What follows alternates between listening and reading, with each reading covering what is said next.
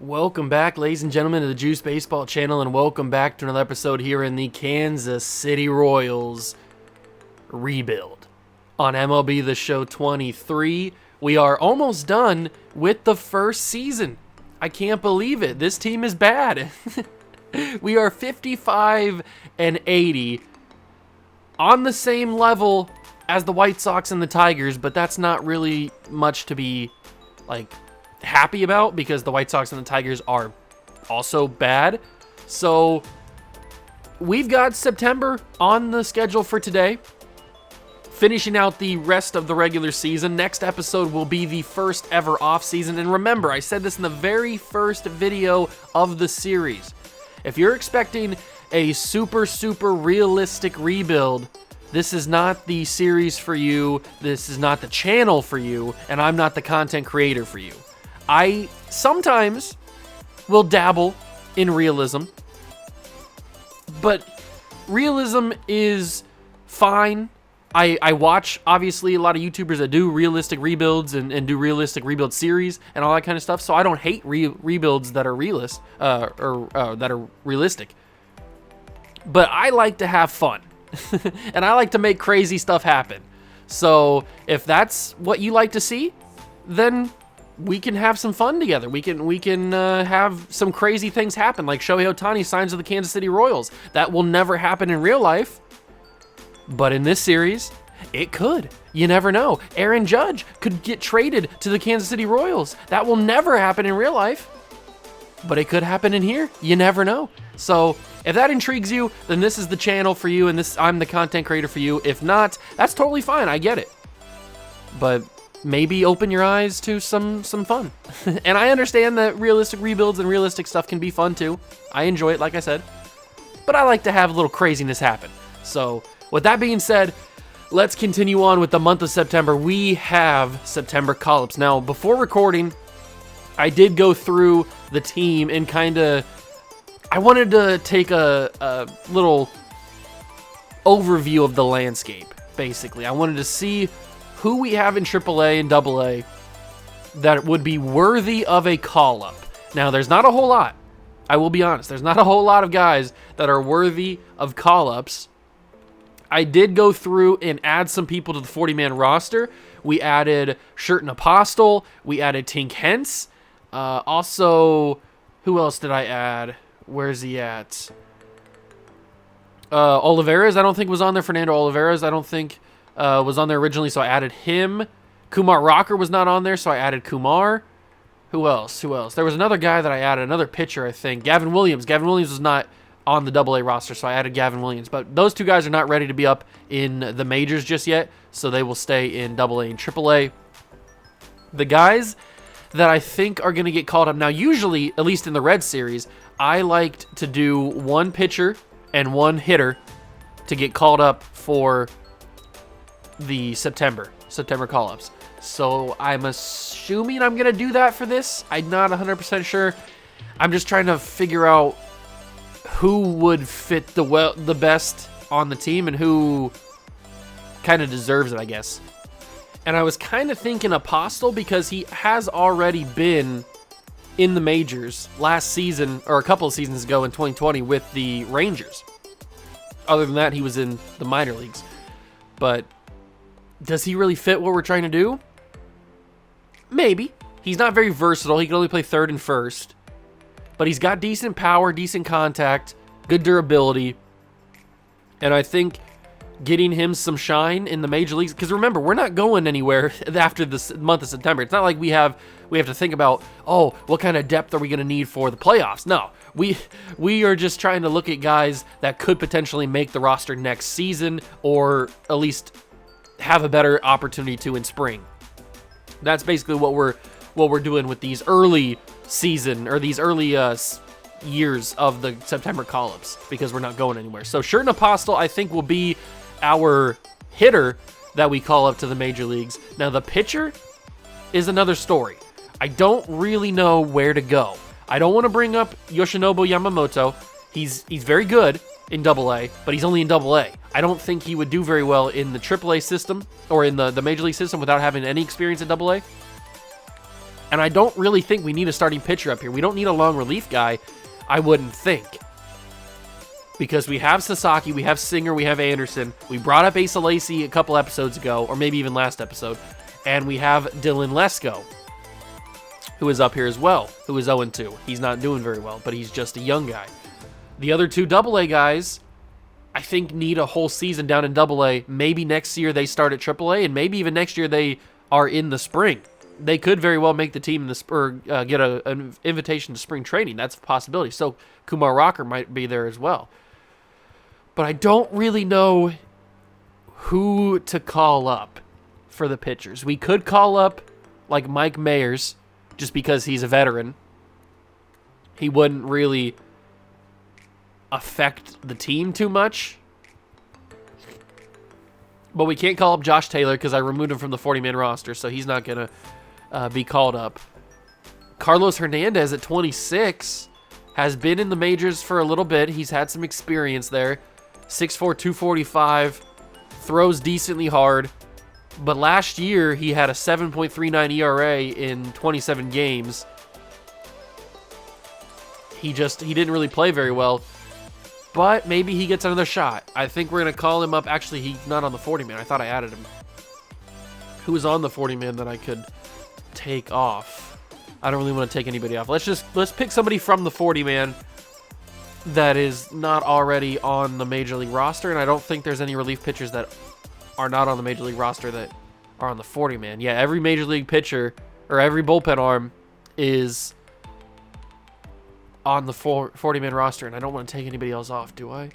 Do I want to take somebody off? I want to keep the pitchers on, obviously. I want to keep Austin Cox on. Fernando Olivares, I guess I could take him off for this season. He probably comes back on next year. But for this year, since he's not going to get called up, I think we will remove Fernando Olivares. We have to pass him through irrevocable waivers, but I don't know if anybody picks him up. And if somebody does, I guess it's not the end of the world. But that makes way for Carlos Hernandez to get called up. And congratulations, Carlos. You are back in the big leagues for one more go-round. We'll see how you do. The bullpen is very loaded. The lineup has a lot of depth to it now with Apostle being brought in. We got a lot of versatility with Samad Taylor being a nice utility guy. And the game that we are going to be playing is one of these games against the Blue Jays in Toronto. So let's simulate the series against the Red Sox. It's probably going to be some big losses, although we did just win that game. And Ian Anderson bruised his hand. That's not good. We actually won the series against the Red Sox 2-1. I'll take that. Now we're taking on the White Sox. Angel Zerpa has a shoulder separation for 1 to 2 months. That's not good. We get to see Ian Anderson, though, for the first time as a Royal. We made the trade for him at the deadline, if you remember. So we get to see him, which is super, super cool. I'm excited about that. Remember, we've got a future lineup here of Brady Singer, Ian Anderson, Roki Sasaki. Those guys are, I wouldn't say guaranteed to be locked in, but they have a good shot. Then we've got Asa Lacy, who's 2-0, by the way, and Dylan Lesko, who's not having the greatest call-up he's ever had. Brady Singer, 26, Anderson, 24, Sasaki, 21. That's a lot of good young guys right there. Lacy, 23, Lesko, 19. So, I mean, the future is bright in Kansas City, I will say that. And we're not last. The Tigers suck even worse than us, which is not necessarily the best thing in the world because we're trying to get the best odds to win the #1 pick. I think it's a lottery this year, isn't it? They changed that? I think that's what it is. Let's take a look at the standings, though. Who else are some of the bad teams in the league? So oh God, the Athletics are 49 and 91. Dear Lord. Maybe they should have been the team that I chose. So the Tigers are worse than us. The Athletics are worse than us. The Nationals are 45 and 95. The other team that we debated on picking, that's for sure. The Reds are 49 and 93. There are some bad teams in this simulation so far. So we are what? Let's see. We are there's 1, 2, 3. We're 5th. We have the 5th best odds to be the #1 pick. Okay. I can handle that. That's not like super, super bad. I thought we'd be worse, but it turns out there's teams that are worse than us. So we've done our September call-ups. We are ready to go. Ian Anderson versus Kevin Gausman, who used to be very good. He's still he's still decently good. Let's rock with we've already rocked the Powder Blues in a couple episodes, or episode previously.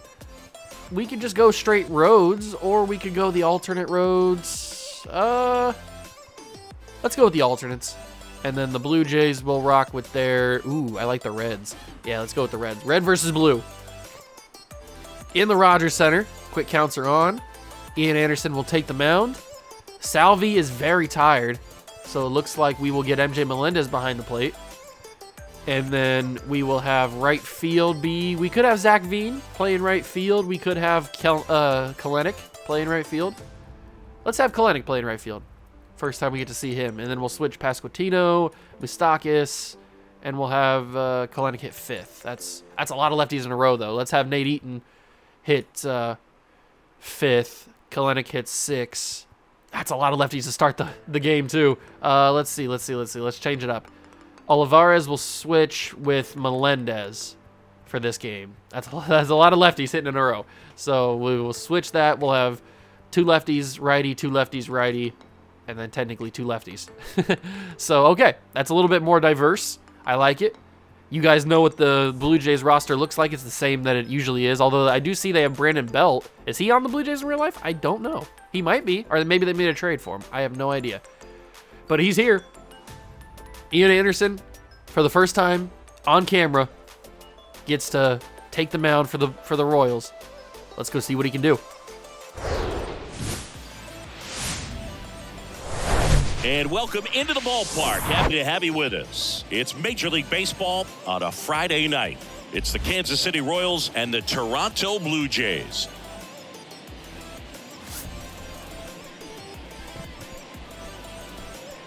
First pitch coming your way next.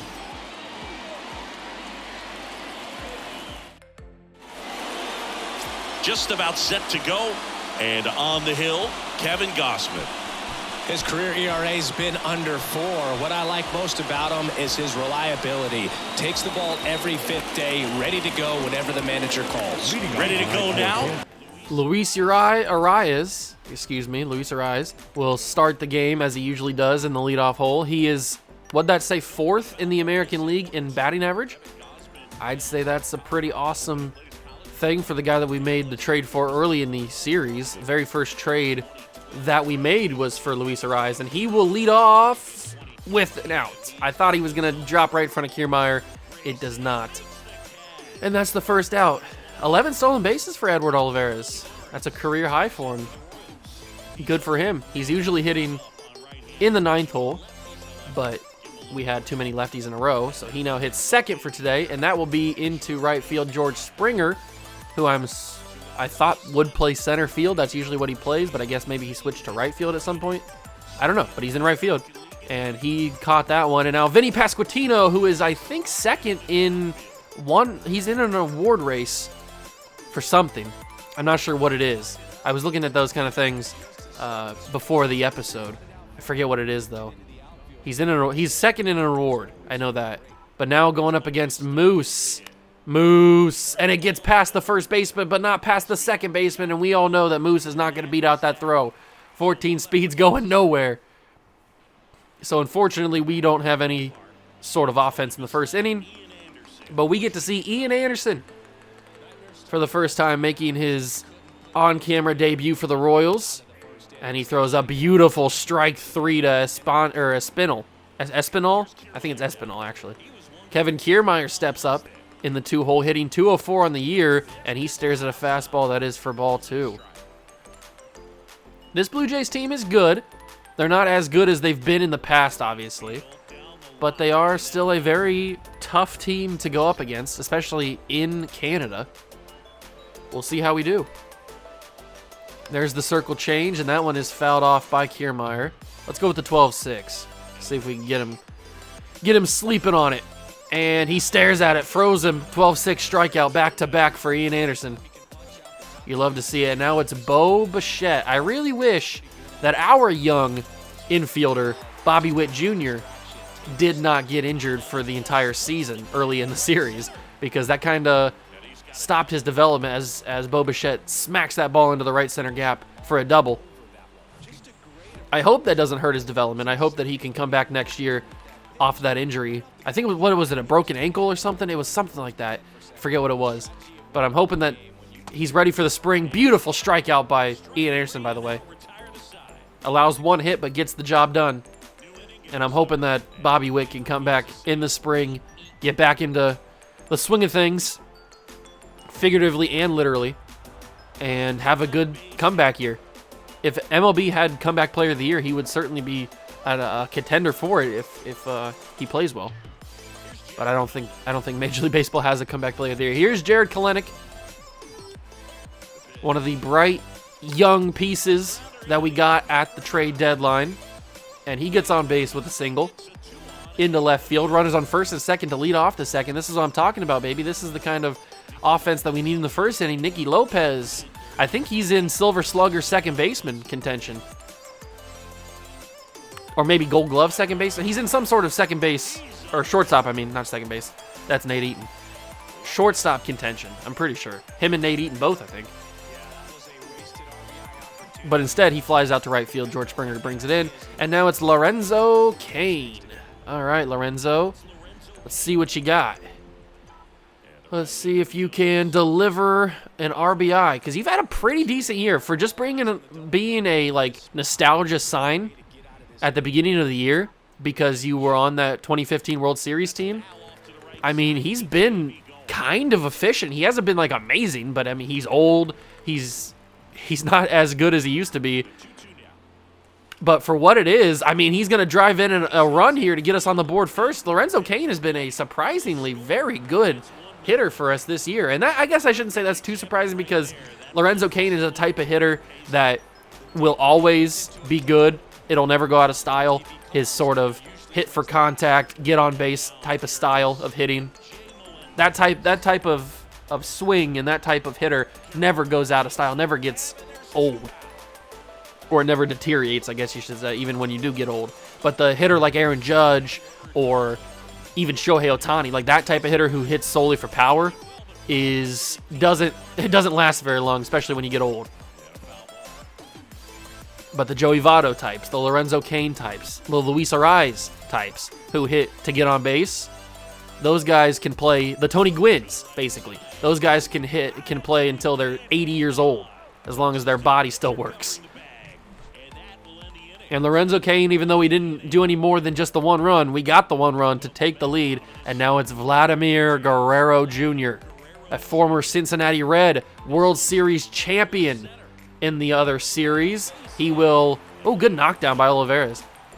He will get a double to lead off the bottom of the second. I don't know why he was sliding there, sliding into second. And now it's time for Alejandro Kirk.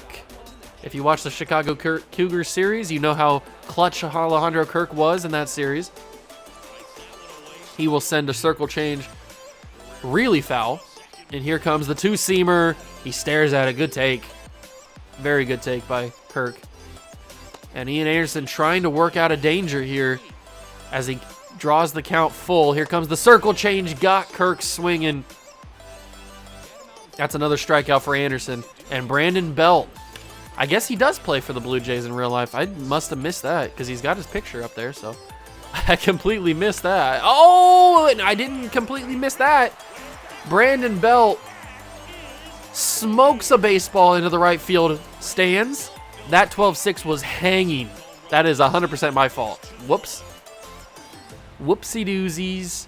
Brandon Belt cooked it. That was a hanging ball in the middle of the zone that I completely screwed up on. And now the Blue Jays, instead of being down 1-0, they are up 2-1. Oops. Did not mean to do that. Did not mean to do that, but that's a good comeback pitch from Anderson right there. A two-seamer, low and away, gets him swinging, strike three, and now we're going up against Matt Chapman, the former Oakland Athletic. He was a part of those deals where they just were shipping off all their guys. They sent the other guy to the Braves. They sent a bunch of guys away. Brandon Belt capitalizes on the missed opportunity there by me, the misplaced ball, hanging curve. And it's 2-1. Olivares, though, delivers a nice little blooper into shallow center field, and that's a leadoff single for the boys. That's good. That's good, especially when we're coming off of an inning where we allowed a home run. We need to get some momentum back. Vinny Pasquantino. That should drop in front of the center fielder. It doesn't. Kiermaier's way too fast for that. I thought it was a little lower than it actually ended up being. Kiermaier does a good job tracking it, and now it's Moustakas, who almost had a base hit last time he was up, but the second baseman made a great play on it, but this time he will most certainly have one. I was wrong. Kiermaier fields it, and I already had sent Olivares around the bases because I thought it was going to be at least a double. That ball looks so good. It looked like he was going to just fly to the warning track, but Moustakas had it die, and Kiermaier makes the play. 50 speed is able to outrun that ball. Okay, Nicky Lopez, you're going to have to be a little faster there. Leadoff single by Espinal, however you say his name. I'm never going to get it right. Third baseman makes the play. Bo Bichette's up. He had the double his first time up, and he will continue to smoke baseballs into the outfield territory. That's over the head of Kalenic, and it's just going to be second and third because we get the ball in very quickly, and because Espinal didn't know if I was going to catch it or not. But Bo Bichette, 2 doubles for his troubles. Very impressive as George Springer looks at a fastball 2-2. Here comes the circle change, and he smokes that. That's going to be 2 RBIs. It's 4-1 Blue Jays. And this is about how I thought the game was going to go, for being totally honest. I mean, I expected Ian Anderson to pitch very well, and to be fair, he has. That's a hit-and-run situation, and Vladdy sends it foul. Ian Anderson has done okay. He hasn't pitched poorly. The only mistake, really, was the hanging 12-6, and that was my fault. That wasn't Anderson's fault. I just completely messed up the placement of the pitch. So, I mean, he's had a couple strikeouts. He's had a good couple of innings. Nothing insane and nothing, like, awful either. But this is what, when you're a bad team going up against a decent to good team, this is the kind of results you're going to get. So I went into this game expecting to get railed, and that's exactly what's happening as Kalenic sends that to second base. Good play by Espinal. And that's 2 down. Nicky Lopez stares at a 3-1 count. I like this. But we've got the green light, and it's to Bo Bichette. He fields it cleanly and gets it to Vladdy at first. Inning over. We go bottom 4. I'm going to give Ian Anderson at least 5, maybe 6 innings, just because I want to see him work. Kirk made the All-Star game last year. I want to see him work out of danger and stuff, and he's done a decent job with that. But the 12-6 not hanging this time freezes Kirk. That's a strikeout. That's got to be, what, 4? I think that's 4, maybe 5 strikeouts today for Ian Anderson. And Brandon Belt is just swinging for the fences. He had the 2-run no-doubter. This time he sends it to the right center warning track. Luckily, Lorenzo Cain was able to bring it in, but, I mean, we got to be careful about Brandon Belt. I knew he's a dangerous hitter from his time in San Fran, but Brandon Belt's smoking some baseballs, and I don't like it. Luckily, the outfield is pretty deep there in right center, so the ball kind of died. Let's do a 12-6. Hopefully he doesn't hang. And he just barely gets contact on that. Barely. Here comes the circle. It doesn't go after it. That's a good discipline right there. That is some very good discipline to not go after that circle change. Oh, Dalton takes the fastball and sends it over the wall. That is a home run for Dalton Varsho. I need to see where the placement of that pitch was. Was it bad? Oh, it was right down the middle. Okay. It was bad. I gotcha. So maybe Anderson only goes 4. Maybe he only goes 4. I don't know. I haven't decided yet. It hasn't been the greatest showing for Ian Anderson, but he's impressed me a little bit, and that's not a strike. I don't feel like that's a strikeout, but whatever. I mean, we'll take it. Let me just get somebody warming up just in case. Carlos Hernandez is tired. He must have just pitched in the minors before getting called up. We'll warm up Amir Garrett. It's probably a bad idea, but we'll do it. Lorenzo Cain, 1 for 1 today. Let's see if he can go 2 for 2. He's got the RBI as well. Nope, he sends that to third base, fielded, and out. Quick first out, MJ Melendez steps up, hitting the 9-hole. I think is that where he hit for the Cougars? I think that's where he hit for the Cougars. I don't know, I guess only a few of you would know that. And Vladimir Guerrero Jr., great athletic play at first base. I thought it was going to go past the glove. It does not. And Arise is 0 for 2. Let's make that 1 for 3. Bloop. Oh, Springer makes the play, backhand glove. Oh, it's bad. It's very bad. I'm going to give Anderson the 5th. Probably a bad idea. He might not even finish the inning. But maybe he can if we get a bunch of quick outs like that. Arise goes into shallow center field to make the play. First out. Here comes Kiermaier. And he will send that to Olivares, but Olivares got frozen trying to figure out where the ball was going to go. And it's going to be a double. It is a double for Kiermaier, 1 out. It seems like the Blue Jays can only hit doubles and home runs. That's all they can do. Nice pitch past Bo Bichette. He was not sitting on a fastball, that's for sure. And the circle change on the black freezes Bo Bichette. Great placement by Ian Anderson for the second out. And another great fastball right there, placed very well. 2-2 to Springer. Here comes the 2-seamer. Man, with a 2-2 count, how do you take that? I don't know, but he did. Instead, he sends that one into left field to 12-6. Olivares tracks it, makes the play, inning over. And I think day done for Ian Anderson. He's done fine, but his day will be done. I don't know. It's a mixed bag for Ian Anderson because I'm kind of impressed by him. But then again, he's had some mistakes, and I've had some mistakes as well, so I can't be totally against Anderson because I've made some mistakes in location in this game. But it's a 50-50. I mean, he did okay. He impressed me a little bit, but then again, he didn't. Olivares, 74 speed, going to beat that throw first. Leadoff single. Big time, big time. And now Pasquantino will step up with nobody out. 1-1 count to him. And Vinny will check swing the splitter. Glad they didn't call that a strike. Makes it a 2-1 count. Let's see what we got here. Pasquantino, foul tip on the splitter. Back-to-back splitters. This time I swung at it and made a little contact. Oh, he froze me. He froze me with the fastball. I was sitting off speed. He throws the 4-seam and it got me. That was a good pitch by Gosman. Very good pitch. Moose sends that foul past first base. Full count to him. Come on, Moose. Do some damage. Take me back to the 2010s when you were actually decent. And not just a waste of a contract. He's only got 2 home runs in his return to Kansas City, but he will get on base here unless they throw him out at first.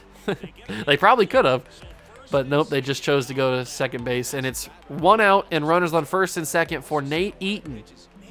All right, Nate, give me some goods. That's what I want.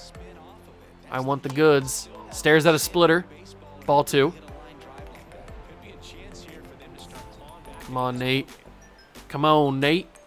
And Nate, it's going to be into left field, caught. Unfortunate. Unfortunate. Second out of the inning. Varsho makes the play. Kalenic steps up. He's 1 for 2. Come on, man. You got this. You got this. Oh, he does got it. He doesn't. Caught by Kiermaier. Having that much speed out there in center field is just so annoying, man. So annoying. Amir Garrett will come in the 6th to face Mr. Vladdy. and immediately throws a ball. We'll go two-seamer. See if we can get him swinging. He does. Pasquantino, good defensive play to keep it in front. Amir Garrett goes to first, gets him. Great job by Pasquantino to keep it in front of him. 3-1 count to Kirk. Fastball comes in, strike two.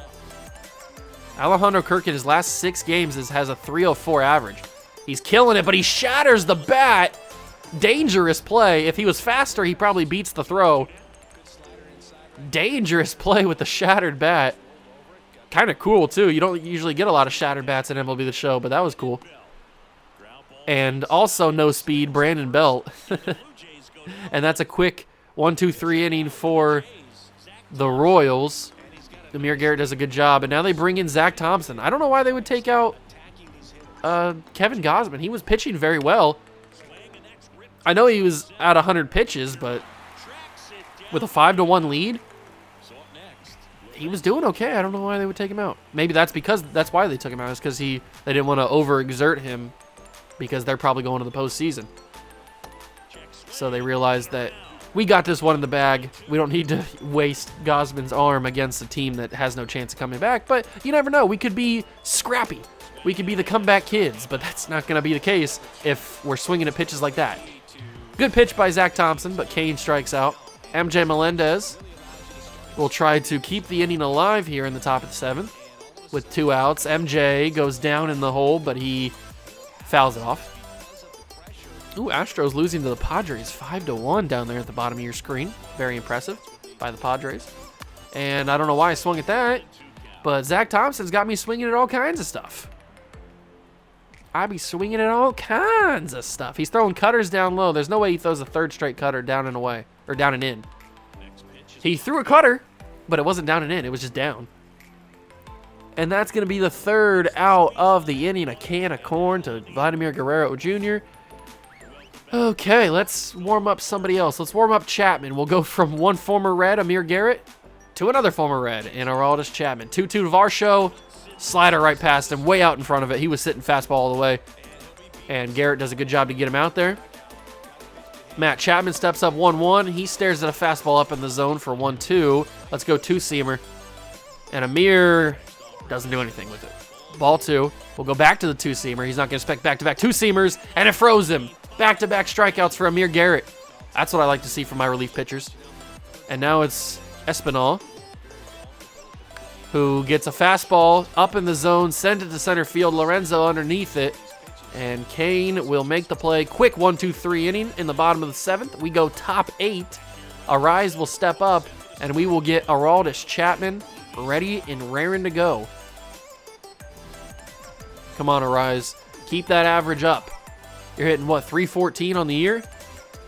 Keep that average up. I know you're 0 for 3, and you will be 0 for 4. That's the first time we've ever gone 0 for 4 with Luis Arise since bringing him in. I don't know. He's probably done that in simulation this season. I would assume so. You can never have a hit every single game. You'd have a hit streak like that. That was a good hit by Olivares. If he had more power, he probably sends that over the wall, but Olivares is not known for his hitting prowess. But somebody that is Vinny Pasquantino. Can we hit a home run? I hate myself.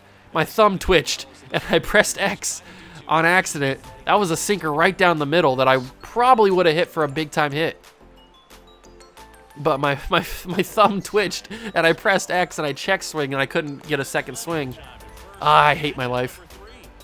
That's the end of our half of the 8th. Yes, we still want Chapman to come in. Chapman, as long as things go decently well, we'll probably finish this game out in the 8th and the 9th. Actually, we don't have to. This is the final inning for us unless we go bottom 9, which I don't think we will. So Chapman will most likely finish this game. We'll go with the slider, and it got him chasing. Kiermaier, what are you doing? That wasn't even close. Get good, kid. 1-2 to Bo Bichette. Here comes the fastball. It froze him. That 1-2 fastball always freezes everybody. And now a 3-2 count to Springer. And the fastball past Chapman almost hit him. But Arise makes the play. Luckily, the shift was working.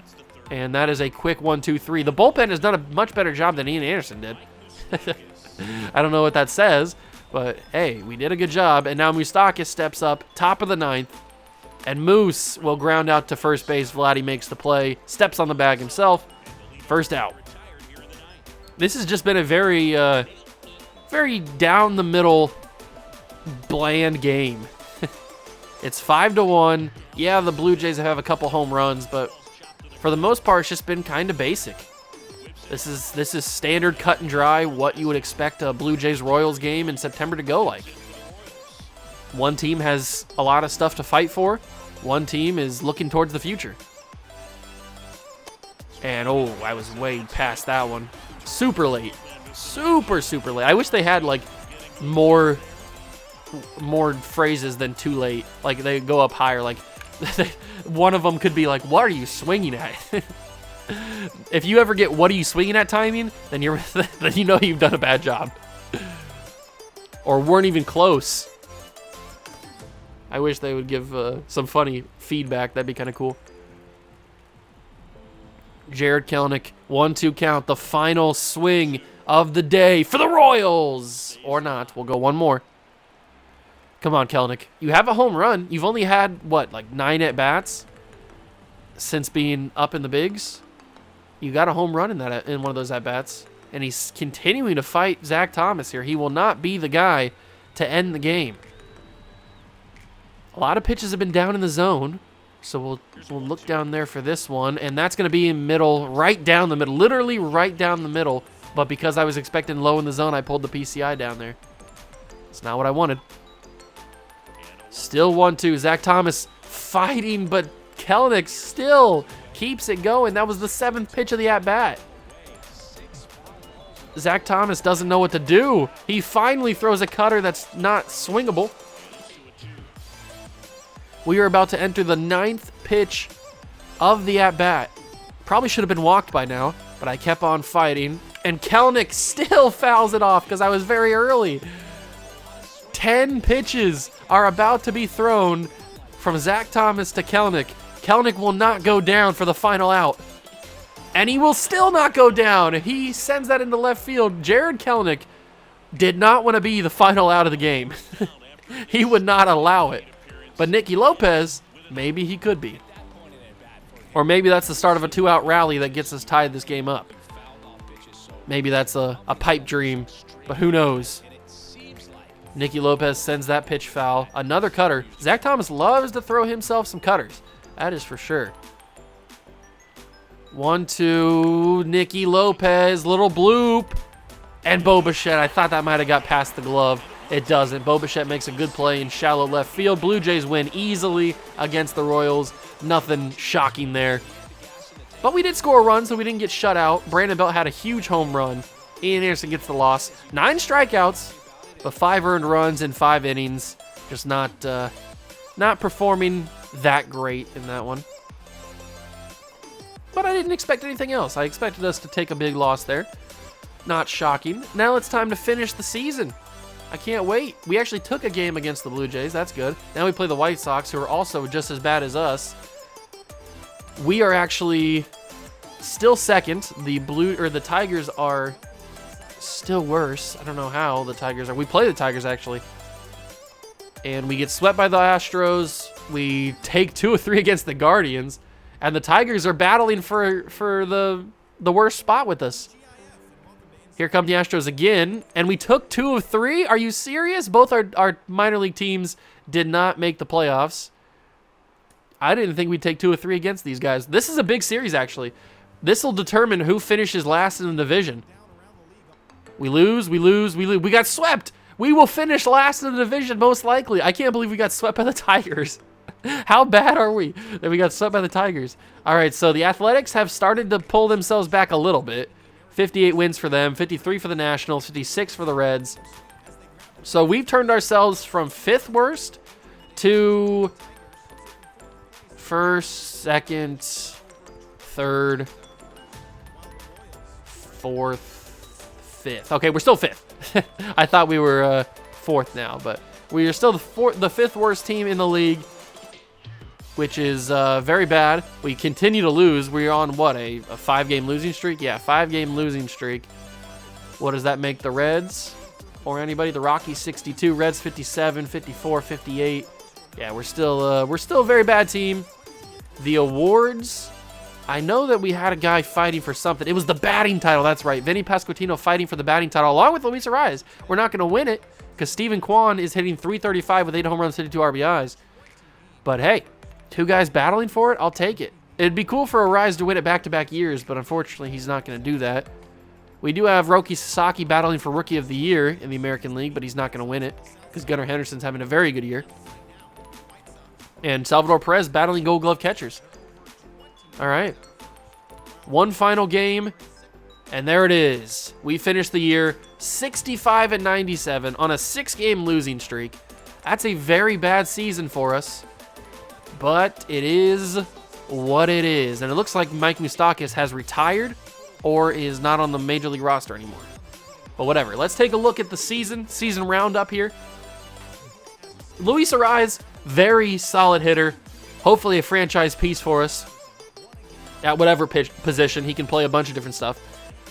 He played in 150 games this year. Had 12 home runs, 51 RBIs.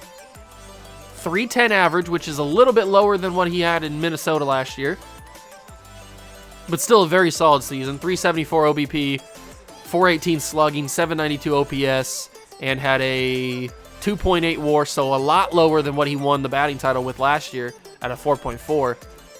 But still a very solid season. Happy for him, and happy to have him on the team because he's a bright spot. MJ Melendez, also a bright spot. 17 home runs, 56 driven in, 107 hits, a .211 average. Melendez is never going to be a guy that hits for like over 260, I wouldn't think, unless he's just having a crazy year where he has like over 100 RBIs and like 30 home runs or something. So he's always going to be around the 210 to 230, 240 average, I would say. Then we've got OBP of 289, slugging 355, OPS 644, and he had a WAR of minus .9. Yay.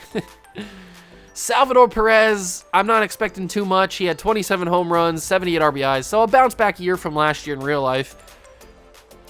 217 average, 255 OBP, 377 slugging, and a 632 OPS with a 1.5 WAR. He's going to be here forever until he retires. His contract is massive, and his contract is for 3 more seasons. So if he doesn't retire before those 3 years, then hopefully he does, because I don't want to have to re-sign him. But I will, just like I did for Votto.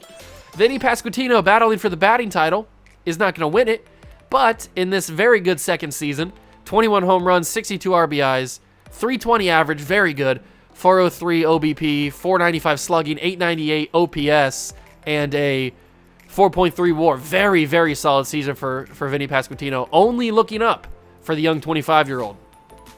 Then obviously Mike Moustakas was here at DH, but he's not here anymore. Nate Eaton, in almost 500 at-bats, had 3 home runs, 34 RBIs, 214 average, 252 OBP, 301 slugging, 553 OPS, and a minus .5 WAR. Not the greatest season for Nate Eaton.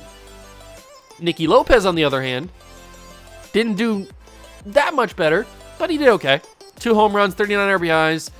He had a 219 average with 279 OBP, 275 slugging, and a 553 OPS, and a minus .5 WAR. But that's really all you can expect from a guy of Nicky Lopez's attributes, I guess. Lorenzo Cain played in 147 games, which is the most he's played in since 2019. Started almost every game in center field for us. 14 home runs, which is a lot, actually. The most since 2017. 51 RBIs. 38 walks is pretty good. 239 average. A 295 OBP. A 389 slugging. And a 684 OPS with a 2.6 WAR. So for a guy who is going to be in the Royals Hall of Fame and had no job at the beginning of the season, and was only brought in back to the Royals for nostalgia purposes and like a legacy contract, I'd say that's a pretty solid season out of Lorenzo Cain.